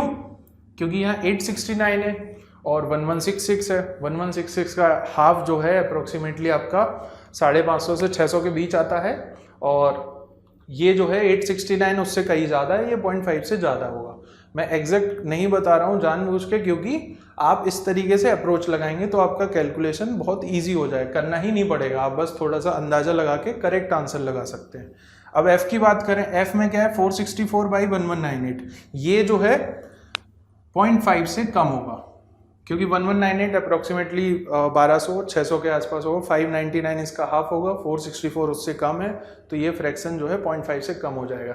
अगर हम यहाँ इन तीनों में देखें, एक ही फ्रैक्शन है जो 0.5 से ज़्यादा है, तो हाईएस्ट जो आपका परसेंटेज है वो किस में होगा? वो डी में होगा। अब हम बात करते हैं स्मॉलेस्ट वाले की। स्मॉलेस्ट के लिए अगर हम यहाँ पे देखें तो हमारे पास ऑप्शंस में अगर हम देखें तो कौन कौन से ऑप्शन अब हमारे पास बचे जिनमें डी को हाईएस्ट बताया, वो है बी और डी, और उसमें क्या है डी एंड एफ और डी एंड ए। अब हम एफ और ए में कंपेयर कर लेते हैं। एफ तो हमें पता है 0.5 से कम है, ए को देखते हैं। ए जो है 45/86, ये जो है ग्रेटर होगा 0.5 से। क्यों? क्योंकि 86 का हाफ क्या होता है 43, और 45 उससे ज़्यादा है, इसका मतलब ये 0.5 से ज़्यादा होगा। अब हम देखें अगर स्मॉलेस्ट इसमें कौन सा होगा, वो होगा एफ। ऑप्शंस के हिसाब से ए और एफ में हमें कंपेयर करना था, तो हमारा जो आंसर हो जाएगा वो हो जाएगा डी एंड एफ, यानी कि option number B will be correct answer. चलिए अब हम मूव करते हैं इसके अगले क्वेश्चन की तरफ। अब हम बढ़ते हैं अगले क्वेश्चन की तरफ। ये है jail with highest placement rate of trained convicts. अब इसमें पूछा है ऐसा कौन सा जेल है जिसमें placement rate of trained convicts वो जो है हाईएस्ट है। अब इसमें ऑप्शंस में क्या क्या दिए हैं, एफ, डी और बी, ए। इनमें अगर हम देखें, इनमें भी वही चीज़ कर लेते हैं, ठीक है। एफ में देखें अगर हम, तो रेट ऑफ ट्रेन्ड कॉन्विक्ट्स कितना होगा, प्लेसमेंट रेट, वो होगा आपका एफ में होगा 174 अपॉन दैट इज 464। इसमें आप अगर गौर से देखो तो इसमें पूछा है highest placement rate of trained convicts. अब placement rate of trained convicts निकालने के लिए हमें जेड अपॉन वाई करना होगा, ठीक है। ये चीज भी समझ आनी चाहिए, तभी आप इसको कर सकते हो सॉल्व। अब हम डी के लिए देखते हैं। डी में क्या है 416 अपॉन 869, और बी में कितना है, बी में है आपका 461 अपॉन 903, और ए में कितना है 25 अपॉन 45, ठीक है। अब इन फ्रैक्शंस को देखते हैं। ये वाला देखो 464 और 174, ये आपका लेस देन 0.5 होगा, ठीक है, क्योंकि 464 का तो ऑब्वियसली 200 से ज़्यादा होगा हाफ, और ये 174 है, 0.5 से कम हो जाएगा। सिमिलरली यहाँ देखते हैं, ये भी 0.5 से कम होगा। 869 है, तो आपका ये आपका 435 के 434.5 होगा इसका हाफ, और ये उससे कम है, तो ये भी 0.5 से कम हो गया। अब हमारे पास दो ऑप्शन बचे, इसको देखते हैं। ये जो है 0.5 से ज़्यादा होगा, क्योंकि 903 का हाफ जो है आपका 451.5 होता है, और ये उससे ज़्यादा है, और ये भी 0.5 से ज़्यादा होगा, क्योंकि 45 का हाफ आपका 22.5 हो जाएगा। अब हमें इन दोनों में कंपेयर करना है। इसको भी कंपेयर करने के लिए थोड़ा सा हम डायरेक्ट कैलकुलेशन नहीं करते, डिवीज़न हम करते ही नहीं, ठीक है। अब हम सीधे देखते हैं कुछ जुगाड़ लगा के कैसे करना है। जैसे ये 903 है, इसका हाफ कितना होता है, इस वाले पे फोकस करते हैं अभी हम। 461 अपॉन 903, इसका हाफ कितना होता है, इसका हाफ होता है आपका 451.5, ठीक है भाई। और अगर अब हम आते हैं इस पे 25 अपॉन 45, इसका हाफ कितना होता है 22.5। अब अगर हम इसको देखें तो ये वाला जो इसका न्यूमरेटर है ये इसके हाफ से कितना ज़्यादा है, ये इसके हाफ से आपका 9.5 ज़्यादा है, और ये इसके हाफ से कितना ज़्यादा है, 2.5 ज़्यादा है। ठीक है, अब हमें देखना है कि इसका जो 9.5 है वो ज़्यादा कंट्रीब्यूटिंग फैक्टर है परसेंटेज में या इसका 2.5। अब अगर हम इसको देखें, ये 903 है, इसका 1% कितना होता है, ये होगा आपका 9.03 1% होगा। तो ये अप्रोक्सीमेटली 9.5 ज़्यादा है, इसका मतलब 50% से ये 1% ज़्यादा होगा। तो ये रफली आपका जो बी होगा, बी आपका अप्रोक्सीमेटली 51% के आसपास होगा। और जो सी ये वाला है ए, यहाँ पे 45 है, तो यहाँ पे जो होगा, यहाँ पे 1% की वैल्यू कितनी है, 0.45, और ये तो 2.5 ज़्यादा है भाई। तो 2.5 तो लगभग ये कितना 4-5% ज़्यादा हो जाएगा। तो जो ए की वैल्यू होगी वो अप्रोक्सीमेटली आप कह सकते हो 55%, मैं रफली ऐसे ही लिख रहा हूँ, 55% के आसपास, मतलब इतनी होगी। ठीक है, तो इसमें हमारा जो करेक्ट आंसर होगा वो हो जाएगा option number D, that is A. Calculation देखा आपने, थोड़ा सा आपको अगर इस टाइप से आप अप्रोच करोगे इस क्वेश्चन में तो इजीली हो जाएगा। अदरवाइज आप इजी वे भी देख सकते हो, अगर समझ नहीं आए ये सिंपल आप कैलकुलेट कर लो डिवीजन से और लिख दो आंसर, बस उसमें क्या है टाइम ज़्यादा जाएगा। इसलिए मैं थोड़ा सा इसको घुमा फिरा के आप करेंगे, अगर इस तरीके से अगर आप इसको अप्रोच करेंगे तो ये आपको यहाँ पे बड़ा लग रहा होगा मेथड, बट आप इसको जब करने लग जाएंगे तो ये बहुत ईजी हो जाएगा। आप इसमें मेंटली भी कैलकुलेट कर सकते हैं। ठीक है, चलिए अब हम बढ़ते हैं अगले क्वेश्चन की तरफ। अब इसमें लिखा है जेज from which more than half of the trained convicts are offered jobs are. अब इसमें आप ऑप्शंस पे नजर डालो। ऑप्शंस में A B and C, A B and D, A D and E, A E and F. ठीक है, अब अगर आप यहाँ पे देखो तो सबसे पहले आपको जो 50% से ज़्यादा यानी कि मोर देन हाफ लिखा है, तो यहाँ से आपको दो मिल गए, एक तो ए और बी, तीसरा आपको नहीं पता अभी। ठीक है, अब अगर आप ऑप्शन देखो तो डी और एफ जो हैं वो 50% से कम है, तो मैं यहाँ पे कह सकता हूँ ऑप्शन डी में एफ है, उसको मैंने हटा दिया। ऑप्शन सी में डी है, उसको भी हटा दिया क्योंकि हाफ से कम है उनमें। एक भी अगर हाफ से कम मिल गया तो वो ऑप्शन नहीं होगा। और आपका बी में भी डी दिया हुआ है तो वो भी आपका हट जाएगा। तो यहाँ पे केवल एक ऑप्शन बचेगा, वो है option A, that is A B and C. Okay, तो हमारा ये वाला जो ऑप्शन है वो करेक्ट हो जाएगा। तो चलिए अगला क्वेश्चन देखते हैं। The number of 3 digit numbers, all digits are different, which are divisible by 7 and also divisible by 7 on reversing the order of the digits is। तो इसमें पूछ रहे हैं कि ऐसे कितने 3 डिजिट के नंबर्स होंगे, 3 डिजिट नंबर्स कितने होंगे जो कि 7 से डिविजिबल हों और उनकी डिजिट्स को रिवर्स करने पे भी वो 7 से डिविजिबल हो, और वो सारी जो उनकी 3 डिजिट होंगी वो सारी डिजिट्स डिफरेंट हो। तो मान लेते हैं कोई नंबर है XYZ, ये 7 से डिविजिबल है। ठीक है, अब ये कह रहे हैं कि अगर हम उसकी डिजिट्स रिवर्स कर दें ZYX, ये भी 7 से डिविजिबल हो, तो ऐसे कितने नंबर एग्जिस्ट करते हैं। तो भाई इसमें देख लेते हैं, हम मान लेते हैं कि कोई नंबर है XYZ, तो 3 डिजिट नंबर है, हम इसको लिख सकते हैं 100X plus 10Y plus Z। लिख सकते कि नहीं भाई। ठीक है, अगर आपका कोई नंबर है मान लीजिए 123, इसको मैं लिख सकता हूँ ना 100 × 1 प्लस 10 × 2 प्लस 1 × 3, तो ये क्या आ जाएगा 123। ठीक है, तो इस तरीके से लिख सकते हैं नंबर को उनकी प्लेस के अकॉर्डिंग, प्लेस वैल्यू के से मल्टीप्लाई करके। तो हम इस नंबर को भी लिख सकते हैं भाई, इस नंबर को क्या लिख सकते हैं 100 times Z plus 10 times Y plus X।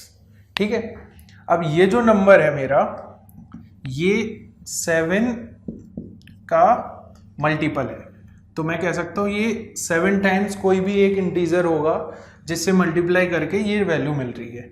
और सिमिलरली मैं कह सकता हूँ 7 टाइम्स Q और ये नंबर मिल रहा है।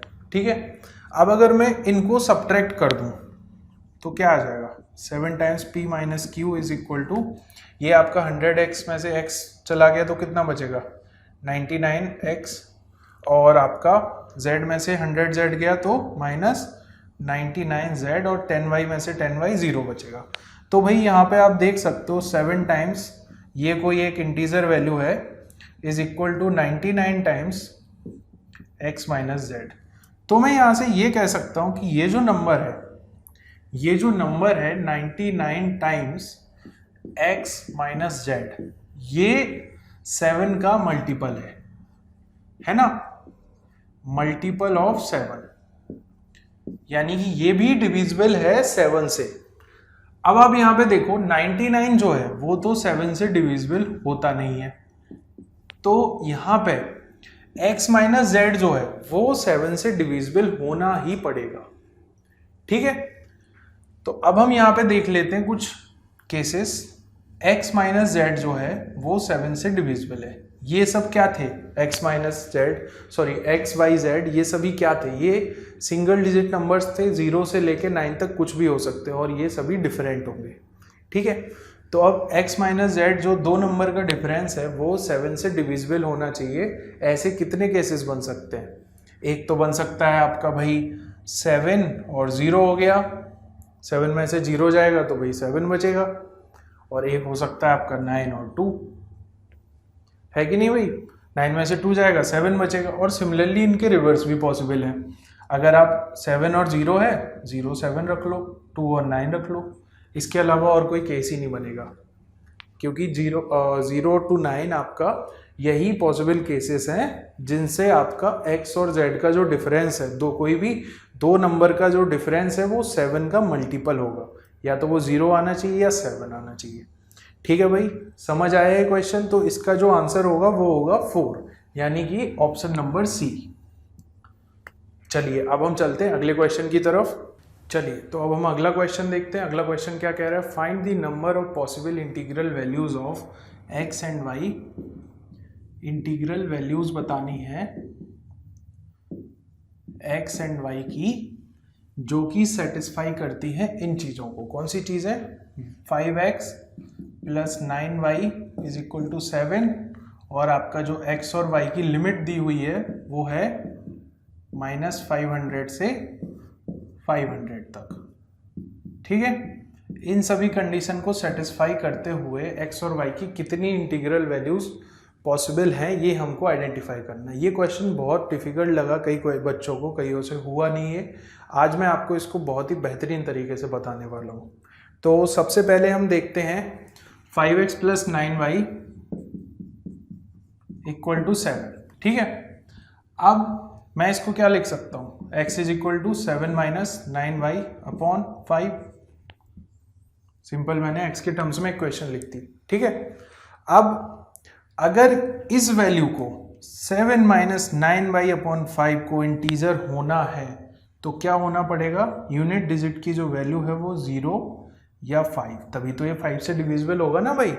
5 का डिविजिबिलिटी रूल क्या कहता है कि यूनिट डिजिट की वैल्यू 0 हो या 5 हो।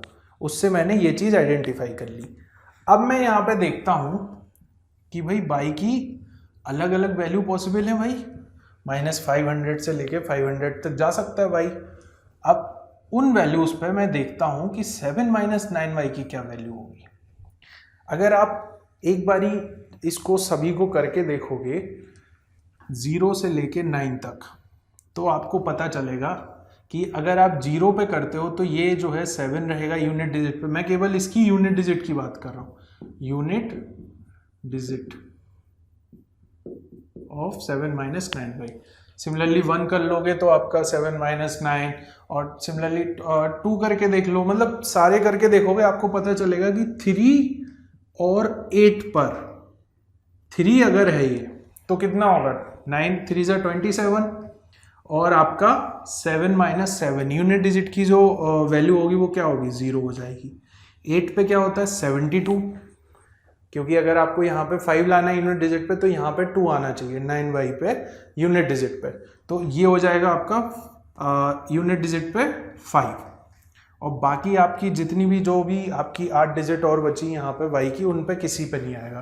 तो हम अब फोकस लेके आते हैं इन दो पे, ठीक है। ये मैंने कैसे आइडेंटिफाई करा? सिंपल, जो 9 का टेबल होता है उसमें आपका यहाँ हमें देखना है वैल्यूज कौन सी देखनी है। अगर आपको 7 माइनस 9y की यूनिट डिजिट को 0 करना है तो यहाँ पे 9y की यूनिट डिजिट होनी चाहिए 7, और 9 इंटू 3, 9 का जो टेबल होता है वो उसमें अगर 3 से कर रहे हो आप तो वो आता है 27, यानी कि 7 यूनिट डिजिट पे। सिमिलरली आप 13 से कर लो, 23 से कर लो एंड सो ऑन, वो सभी पे जो वैल्यू आएगी यूनिट डिजिट पे वो 7 रहेगी, और यहाँ पे भी हमें 7 रिक्वायर्ड था इसलिए वो 0 हो जाएगी। तो ये हमारी वैल्यूज हैं जो हमको चाहिए थी। सिमिलरली यहाँ पे 8, 18, 28 इस तरीके से जो वैल्यूज होंगी उन पे मल्टीप्लाई करोगे तो 9y का जो यूनिट डिजिट होगा वो क्या होगा? 2 होगा, और 7 माइनस 9y का जो यूनिट डिजिट होगा वो होगा 5, यानी कि ये 5 से 5 का मल्टीपल होंगे वो, और x की वैल्यू इंटीजर मिलेगी। तो हमने यहाँ पे आइडेंटिफाई कर लिया एक चीज़ कि कुछ जो डिजिट्स हमारी फेवरेबल हैं y की 3, 8, 13, 18, 23, 28 एंड सो ऑन, इस तरीके से। अब मैं बात करता हूँ निगेटिव वालों के लिए, ठीक है। अब ये 7 माइनस 9y है और यहाँ पे y है। अगर मैं निगेटिव डिजिट्स की बात करूँ तो मुझे इसको 5 का मल्टीपल बनाना है, तो क्या करना होगा? सिंपल वही चीज़ है, 0 या 5 चाहिए।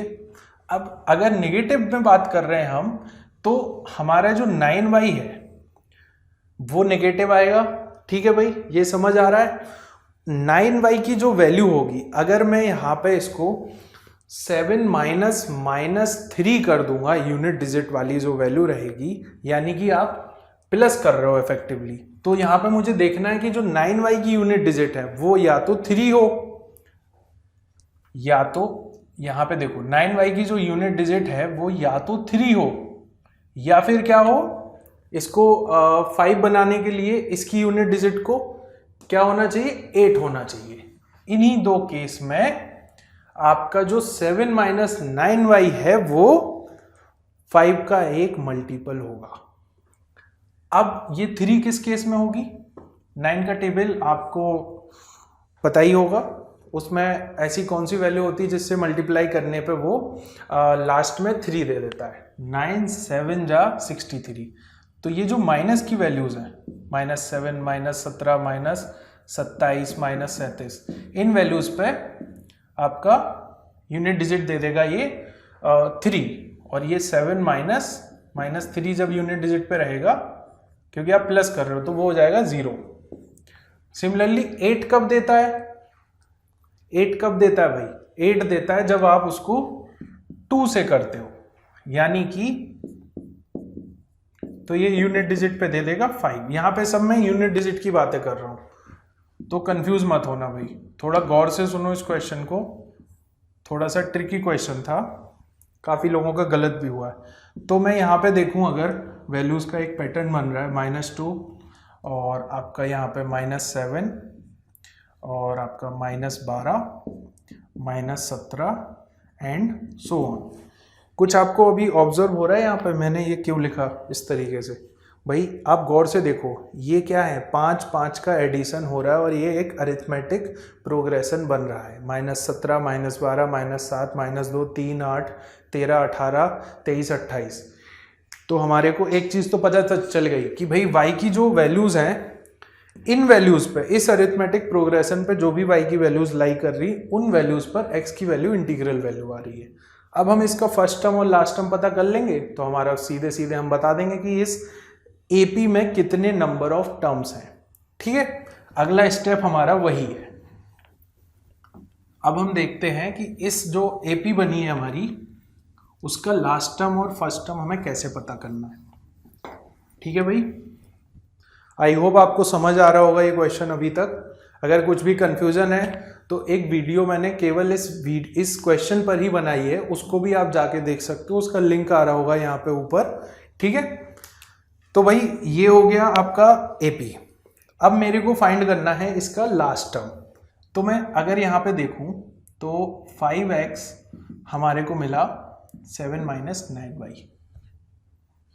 जो x की लिमिट है वो -500 से 500 है, तो आपका 7 माइनस 9y की लिमिट क्या हो जाएगी, -2500 से लेके 2500। होगी कि नहीं भाई, होगी, क्योंकि आपने सिंपल यहाँ पे x की लिमिट्स को पुट कर दिया। ठीक है, अब आप आते हैं इस वैल्यू पे कि y की क्या लिमिट्स होगी। अगर मैं यहाँ देखूँ -25, ये अगर 7 जो है इस तरफ आता है तो क्या हो जाएगा, ये हो जाएगा आपका -2507 और आपका ये हो जाएगा 2493। अब ये नेगेटिव साइन है भाई, नेगेटिव, अगर आपको पता होगा बचपन से ही कि अगर इनइक्वालिटी में नेगेटिव साइन को पॉजिटिव बना रहे हो तो इनइक्वालिटी का साइन भी बदल जाता है। देखो ये क्या हो जाएगा, 2507 greater than 9y greater than 2493। अगर मैं यहाँ से इनइक्वालिटी लिखूँ तो ये क्या आएगा, इसको आप सिंपली कैलकुलेट कर लो। ये जो कैलकुलेट होके आएगा आपका, ये हो जाएगा 2 और 18 था तो आपका 7097 जा 63 और फिर आपका 77 हो गया तो 278 पॉइंट समथिंग। ठीक है, इसके बाद आते हैं यहाँ पे, ये इधर पे वैल्यू क्या होगी, ये देखिए ये नेगेटिव वैल्यू हो जाएगी। ऐसे कभी गलती हो सकती है भाई, आपको नहीं करनी है एग्जाम में। ठीक है, ये क्या हो जाएगा, -2 से गया 6 9, तो ये क्या हो गया आपका 2 7 से कर दो, 9 7 जा 63, उसके बाद फिर से आपका कितना बचेगा 63, तो ये हो गया 7। 278 से लेके ये आपकी वैल्यूज़ की लिमिट बन गई, यानी कि जो y की वैल्यूज़ हैं -277 से 278 पॉइंट समथिंग, इन वैल्यूज़ पर जो आपका y है, इनके बीच में जो वैल्यूज़ हैं उनमें जो y रहेगा उस पे जो x है वो इंटीग्रल वैल्यूज़ देगा।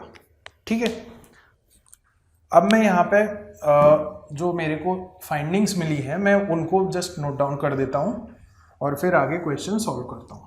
ठीक है, तो भाई जो हमारी वैल्यूज़ थी -17 -12 -7 -2 3 8 और 13 18 and so on, in values का जो ये हमारा एपी बना, इसमें y की सारी वैल्यूज़ लाई कर रही हैं जिन पे x हमारा इंटीजर होगा और y की लिमिट हमें ये पता चल गई। अब अगर मैं यहाँ पे देखूँ भाई, अगर मैं इसको देखता हूँ तो आपका जो -277 है वो भी आपका यहाँ पे देखो, इसकी यूनिट डिजिट क्या है 7, बट आपको इसको इंक्लूड नहीं करना है। क्यों नहीं करना है, क्योंकि y is greater than -277, -277 included नहीं है। ठीक है, तो आपका जो इस साइड का जो नेगेटिव वाले में एपी है वो, यानी कि जो फर्स्ट टर्म होगा वो क्या हो जाएगा, वो हो जाएगा -272, और यहाँ पे देखो आप तो ये क्या है -278 पॉइंट समथिंग वैल्यू थी, इससे कम वैल्यू तक y आपको लेना है, यानी कि आप 278 ले सकते हो। फॉर एग्जाम्पल 278.23 है, कुछ तो आया होगा, मैंने पूरा कैलकुलेट नहीं करा इसको, तो यहाँ पे जो लास्ट टर्म होगा वो होगा 278। ठीक है भाई, अब मेरे को पता चल गया कि हमारा जो AP है उसका फर्स्ट टर्म है वो क्या है -273 और आपका लास्ट टर्म क्या है 278, कॉमन डिफरेंस क्या है 5। अब आपको पता है भाई कि AP का जो होता है लास्ट टर्म, मैं सिंपल फॉर्मूला लिख देता हूँ, that will be equal to A plus n-1 times of D। ये फॉर्मूला तो पढ़ा होगा ना भाई बचपन में सभी ने, कि कोई भी टर्म है AP का an is equal to A plus n-1 times D। उसी फॉर्मूले को मैंने लगा दिया। अब आपका इसको इस तरफ ले जाओ तो क्या हो जाएगा, 8 और 2 10, 7 7 14 plus 1 5, 2 2 4 plus 1 5 is equal to n-1 times of 5। तो ये 5 से इसको आप कैंसिल आउट कर दो, कितना हो जाएगा 1 1 0, n की क्या वैल्यू हो जाएगी 1 1 1। ये इस क्वेश्चन का करेक्ट आंसर होगा, यानी कि option number C will be the correct answer. I hope आपको ये क्वेश्चन समझ आया हो। अगर कुछ भी आपको कंफ्यूजन लगता है, फिर से आप इसको पूरा और डिटेल में देखना चाहते हो एक एक स्टेप को, तो आप इस वीडियो पे जाके देख सकते हो। यहाँ पे मैंने पूरा इसको डिटेल में इसी क्वेश्चन पे वीडियो बनाया क्योंकि बहुत अच्छा क्वेश्चन था। तो चलिए अगले क्वेश्चन की तरफ बढ़ते हैं हम। ये क्वेश्चन कह रहा है let x y z be a 3 digit number, let s is equal to x y z plus y z x plus z x y. इसको हम लिख लेते हैं। एस को क्या बोला इन्होंने, x y z plus y z x plus z x y. Which of the following statements is और आर करेक्ट। अब इसमें पूछ रहे हैं, कुछ स्टेटमेंट्स दिए हुए हैं कि कौन सा करेक्ट है और नहीं है। पहला स्टेटमेंट है s is always divisible by 3 and x plus y plus z, और दूसरा है s is always divisible by 9, और तीसरा है s is always divisible by 37। तो हम यहाँ पे देखते हैं, हम एस को क्या लिख सकते हैं, जैसे कि हमने पिछले क्वेश्चन में लिखा था, हम उस तरीके से लिख लेते हैं इसको इनकी प्लेस वैल्यू से मल्टीप्लाई करके। अब यहाँ पे आप एक चीज़ देखो, जो आपका यूनिट प्लेस, 10th प्लेस और 100 प्लेस है, उन सभी पे एक बार एक्स आ रहा है, एक बार वाई आ रहा है, एक बार जेड आ रहा है। जैसे इसको देखते हैं हम, यूनिट प्लेस को जेड एक्स और वाई, इसके बाद 10th प्लेस को वाई जेड और एक्स, फिर इसको देखें तो एक्स वाई जेड। तो हम क्या करते हैं, इनका जो समेशन आएगा डायरेक्टली हम लिख देते हैं 100 times x plus y plus z plus 10 times x plus y plus z plus 1 times x plus y plus z. ये होगा, समझ आया भाई। अब हम इसमें से x plus y plus z को ले लेते हैं कॉमन, और ये क्या आएगा 100 प्लस 10 प्लस 1 111। ठीक है। अब इसमें क्या कह रहे हैं कि s is always divisible by 3 and x plus y plus z. भाई x plus y plus z से तो होगा ही होगा डिविजिबल, क्योंकि उसका ये एक मल्टीपल है। अब जो 111 है उसको हम देख लेते हैं, वो आपका 3 से डिविजिबल है या नहीं, क्योंकि देखो x plus y plus z से तो ये जो s है वो डिविजिबल होगा।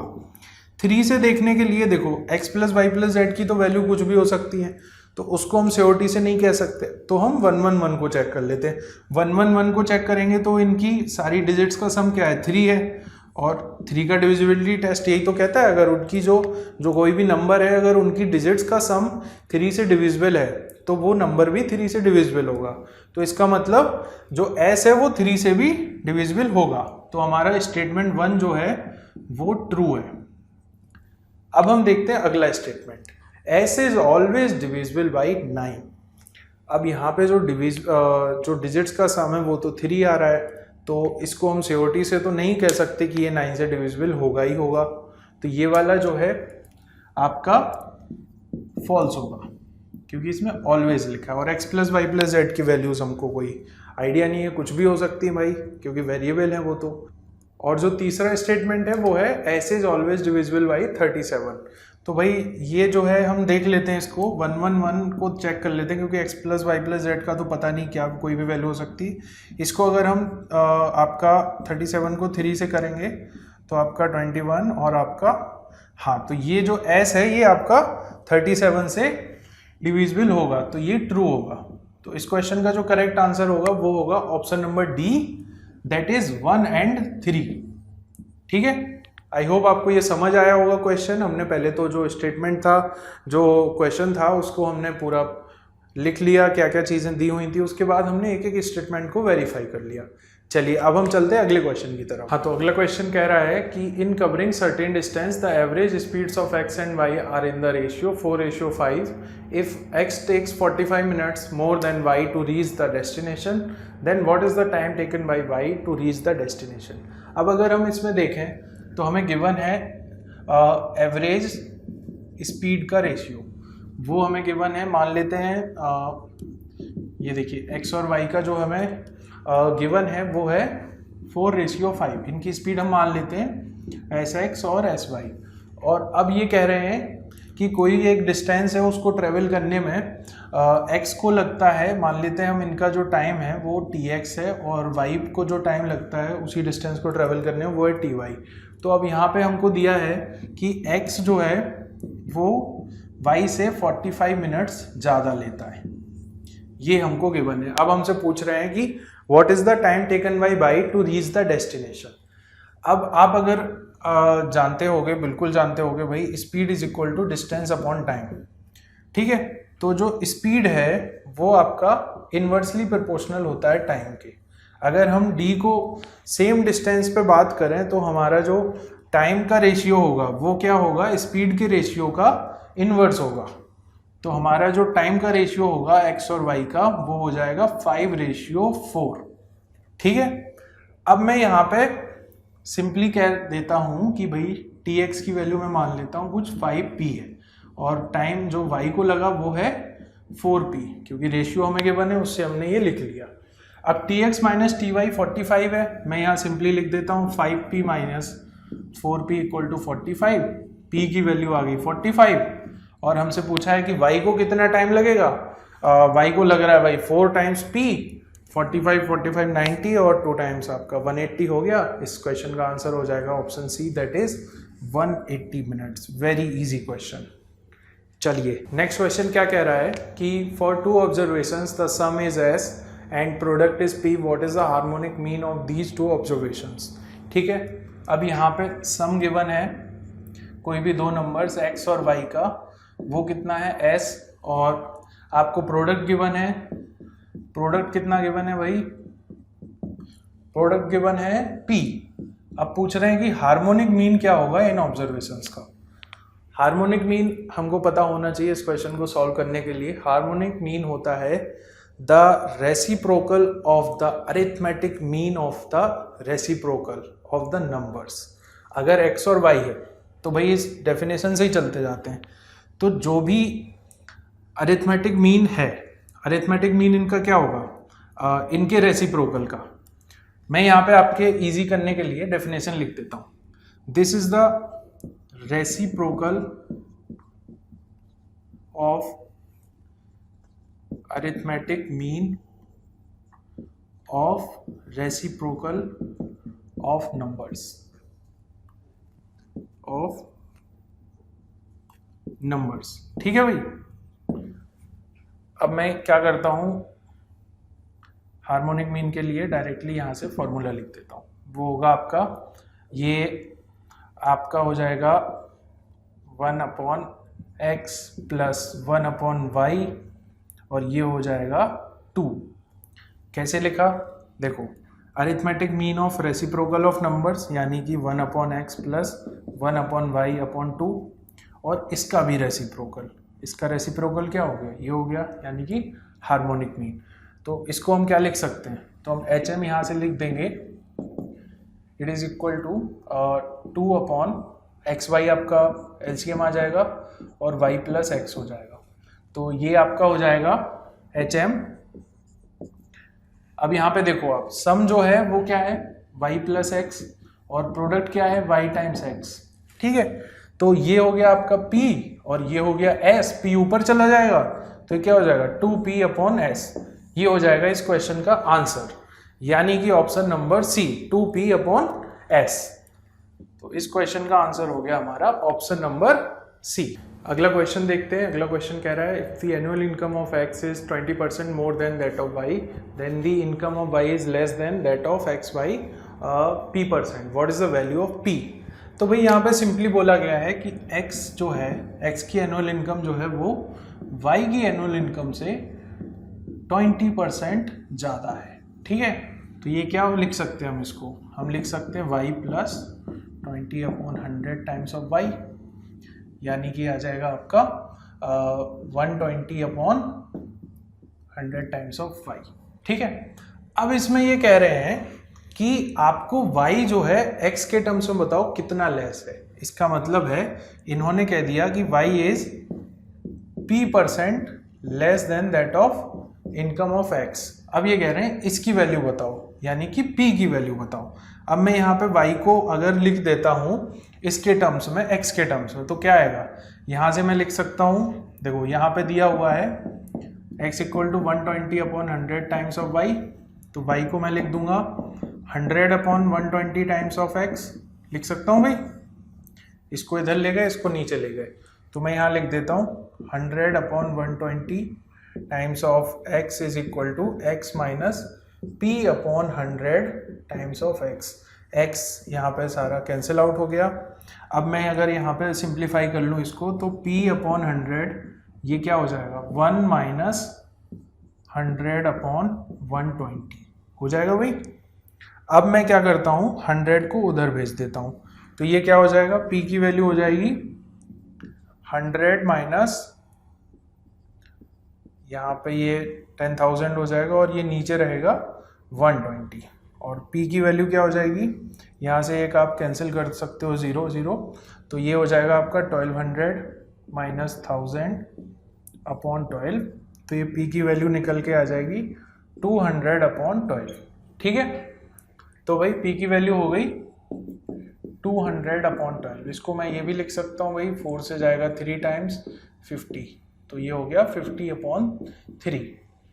अब ऑप्शन में जो है अगर आप इसको और फ्रैक्शन में सिंप्लीफाई और कर लेते हो मिक्स्ड फ्रैक्शन में लिखते हो तो ये हो जाएगा आपका 1 और 16 कंप्लीट 2/3 यानी कि ऑप्शन नंबर बी।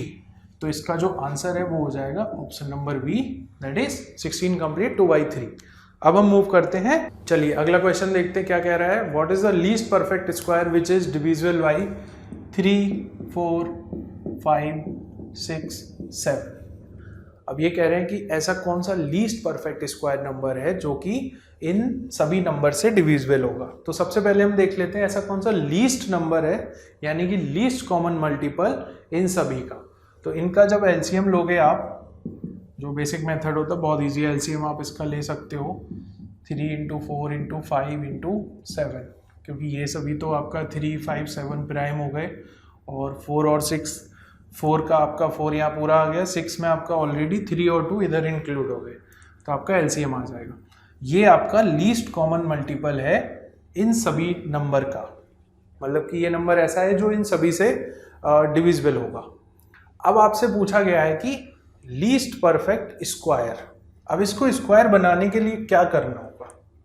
सबसे पहले आप देखो इस नंबर को किसी कुछ नंबर से कुछ डिजिट से मल्टीप्लाई करना पड़ेगा वो हम आइडेंटिफाई करते हैं।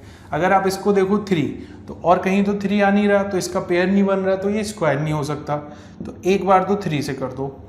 और दूसरा 4 है 4 तो ऑलरेडी क्या होता है 2 का स्क्वायर 2 × 2 तो इसको हमें हैंडल करने की ज़रूरत नहीं है। अब आ गया 5 का भी कोई पेयर नहीं है 5 का फिर से आप इसमें एक मल्टीप्लाई कर दो। फिर एक 7 ये भी प्राइम है इसका कोई पेयर नहीं है इसमें फिर से आप 7 से मल्टीप्लाई कर दो।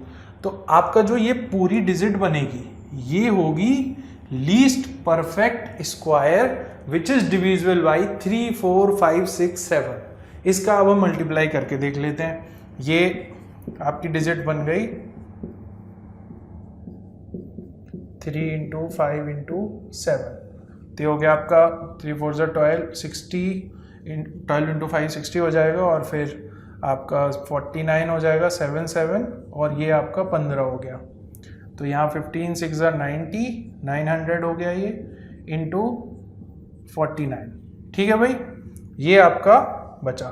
अब इसको आप मल्टीप्लाई करके देख लो सिंपली अगर 1000 से करते तो कितना हो जाता 49,000 और यहाँ पे अगर 100 से करोगे तो कितना हो जाए 4900। इसको सब्ट्रैक्ट कर लो 0 0 10 - 9 1 9 - 5 4 4 4 1 0 0 है कोई ऑप्शन सी में दिया हुआ है तो भाई इसका हमारा ऑप्शन सी सही हो जाएगा।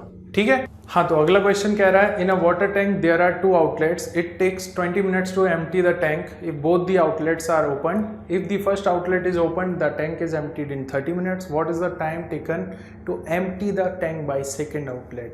इसका मतलब है कि 2 आउटलेट्स हैं एक टैंक में। ठीक है एक आउटलेट ए है और एक आउटलेट बी है। अगर आप इन दोनों को ओपन कर देते हो ठीक है दोनों को ओपन कर देते हो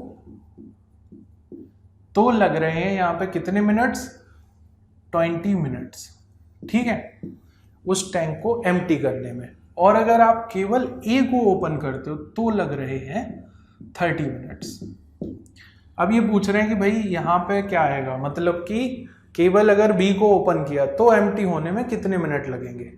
ठीक है अब मैं मान लेता हूं कि टोटल ये जो है बहुत ही बेसिक सा क्वेश्चन है टाइम एंड वर्क का, जस्ट यहाँ पे एम्प्टी करने का लिख दिया है लैंग्वेज में, तो थोड़ा सा कंफ्यूजन हो सकता है। मैं मान लेता हूँ कि ये जो है ए और बी, ये आपका जो है वर्क कर रहा है 30 मिनट में, ए कर रहा है अकेला और ए और बी मिलके कर पा रहे हैं 20 मिनट में। तो मैं मान लेता हूँ भाई टोटल जो वर्क है वो मैं कह देता हूँ मान लो 600 है, ठीक है। तो ये जो मिलके कर रहे हैं वो आपका 1 मिनट में कितना वर्क कर रहे हैं, ये कर रहे हैं मिलके 30, ए और बी मिलके। और बी जो है 1 मिनट में कितना वर्क कर रहा है, ये कर रहा है 20 यूनिट्स। तो भाई जो मिलके वर्क हो रहा है उसमें आपका 20 तो हो गया ए का, ठीक है। तो 30 में से आप 20 घटा दोगे तो 10 यूनिट कर रहा है बी 1 मिनट में, ठीक है भाई।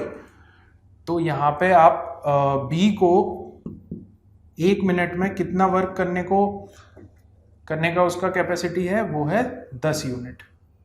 टोटल कितनी यूनिट है, 600। 600 को आप डिवाइड कर दो भाई 10 से, तो ये कितना हो गया, 60 मिनट इसको लगेंगे। अकेले वो वर्क करने में है, बी को जो है 60 मिनट लगेंगे अकेले उस टैंक को एम्प्टी करने में। तो इस क्वेश्चन का करेक्ट आंसर हो जाएगा option number D. Very easy question.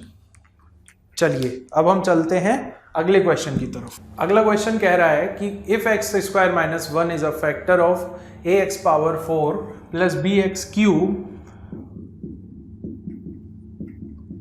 Plus C X square plus B X plus E, इसका एक फैक्टर है, क्या है फैक्टर, एक्स स्क्वायर माइनस 1। इसका मतलब क्या है, इसका मतलब है कि अगर मैं एक्स स्क्वायर माइनस 1 में कोई एक पॉलिनोमियल का जब मल्टीप्लाई करूंगा, ऐसा कोई पॉलिनोमियल एग्जिस्ट करता है जिसका मल्टीप्लाई करने पे ये वाला जो हमें गिवन है पॉलिनोमियल ये आ जाएगा, A X power 4 plus and so on, ये जो गिवन है। अब मैं कहूँ ये इसका फैक्टर है, तो भाई आप सिंपली लिख सकते हो कि एक्स स्क्वायर माइनस 1 जो है, अगर उसको मैं 0 पुट करता हूँ तो इससे मुझे आएगा value x equal two plus minus 1। ये जो वैल्यूज हैं इनको पुट करने पे ये जो पॉलिनोमियल है ये आपका 0 होगा, क्योंकि x square minus 1 is a factor of this polynomial.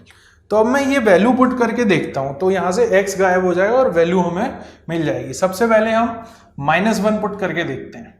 तो भाई a, क्योंकि -1 की पावर 4 और जहाँ जहाँ ऑड पावर है वहाँ पे माइनस आ जाएगा, a minus b plus c minus b plus e equal to 0। यहाँ से मैं कह सकता हूँ a plus c plus e, sorry this will be d, यहाँ पे ये गलत आ गया है, ये d होगा यहाँ पे, और a plus e is equal to b plus d. ये हमारा जो एक्सप्रेशन है ये करेक्ट होगा। ये कौन से ऑप्शन में दिया है, a प्लस ई देखना है हमें, ये दिया है ऑप्शन नंबर डी में, यानी कि option number D will be the correct answer. अगला क्वेश्चन देखते हैं। अगला क्वेश्चन है if x power 8 plus 1 upon x power 8 is equal to 47, then what is the value of x power 6 plus 1 upon x power 6। इसकी value हमसे पूछी गई है। तो हमको पता है भाई कि अगर हमको इस तरीके से दिया है फ्रैक्शन, ये वाले जो क्वेश्चंस होते हैं भाई ये एसएससी में, सीडीएस में हर जगह पूछे जाते हैं। पक्का ही पक्का है कि ये इस टाइप का आना है, तो इसको अच्छे से समझ लो। x power 8 plus 1 upon x power 8 equal to 47, इसको मैं ये भी लिख सकता हूँ x power 8 plus 1 upon x power 8 और plus 2 is equal to 47 plus 2, दोनों साइड मैंने 2 ऐड कर दिया। इसको क्यों ऐड किया, अगर मैं चाहूँ यहाँ लिख सकता हूँ into x power 8 into 1 upon x power 8, ये फिर भी 2 बचेगा, है ना भाई, क्योंकि ये कैंसिल हो जाएगा।